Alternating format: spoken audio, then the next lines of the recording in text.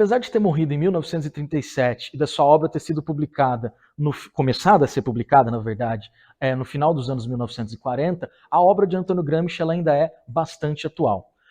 Por que ela é bastante atual? Por dois grandes motivos. O primeiro deles, porque, embora a reflexão de Gramsci seja feita por uma pessoa de esquerda, por um intelectual vinculado ao Partido Comunista Italiano, as suas reflexões teóricas sobre a política, sobre a ideia de hegemonia, elas são muito maiores do que isso. Elas, apesar de serem vinculadas a um partido, elas são, na verdade, grandes formas de analisar a política contemporânea.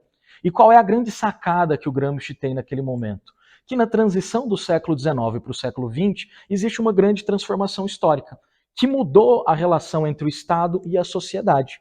Ele vai dizer que nessa nova formação social, onde nós temos democracia, onde nós temos partidos, onde nós temos sindicatos, onde nós temos organizações de bairro e tudo mais, tomar o poder do Estado à mão armada não faz o menor sentido. Esse tipo de ideia política ou de proposta política foi pertencente a um determinado tempo e não faria mais sentido dentro da realidade do século XIX e do final do século XIX e também do século XX. Então, um comunista, Gramsci, está dizendo, olha, a revolução, do modo como nós conhecemos ou conhecíamos, tipo a Revolução Francesa, a própria Revolução Russa de 1917, elas não vão ocorrer mais. Então, o poder está onde?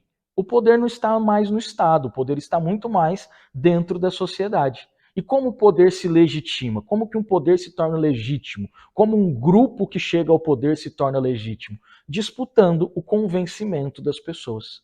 Então, uma das grandes ideias de Gramsci, que ainda é bastante atual, é exatamente isso. A legitimidade política, ela acontece por meio do consenso, acontece por meio da disputa de hegemonia que acontece dentro da sociedade de maneira geral. Isso é um primeiro ponto que é extremamente importante.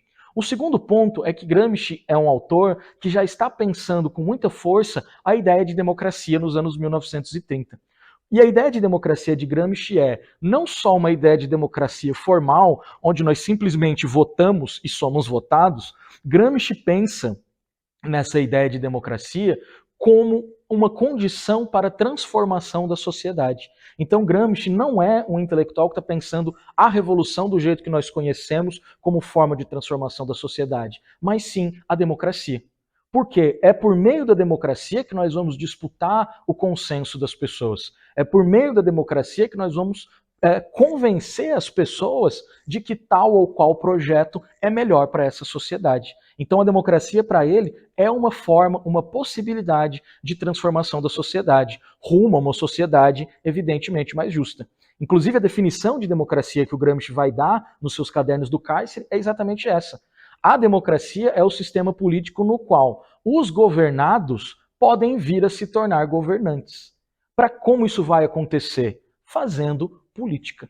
Então, em tempos tão complicados quanto os que nós estamos vivendo, de ameaças à democracia, do crescimento de ideias autoritárias, negacionistas, etc., Gramsci pode ser um autor muito importante exatamente porque mostra a importância da política e a importância da democracia. Que não há caminho para a sociedade que não seja um caminho da política e que não seja um caminho também da democracia. Isso pensando assim, a utilidade de Gramsci fora do universo acadêmico, né?